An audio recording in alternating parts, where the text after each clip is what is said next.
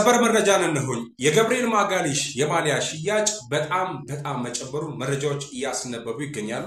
ጤና ይስጥልኝ ክቡራን አድማጮቼ፣ ዛሬ ግንቦት 24 2018 ለተሰኞ ይህን መረጃ ያንሳደርሳችሁ የአርሰናሉ ድንቁ ተከላካይ እንግዲህ ገብርኤል ማጋሊሽ ማለት ነው ክለቡ በሻምፒየንስ ሊግ የፍጻሜ ጨዋታ በፒኤስጂ ከተሸነፈ በኋላ ከደጋፊዎቹ እጅግ አስደናቂ የሆነ ድጋፍ እየተሰጠው ይገኛል። ፒኤስጂ ዋንጫውን ባነሳበት የፍጻሜ ጨዋታ ብራዚላዊው የመሃል ተከላካይ ወሳኙን የመለያ ምት መሳቱ ይታወሳል። ሆኖም የአርሰናል ደጋፊዎች በተለየ ሁኔታ ከጎኑ በመቆም አጋርነታቸውን እያሳዩ ይገኛሉ።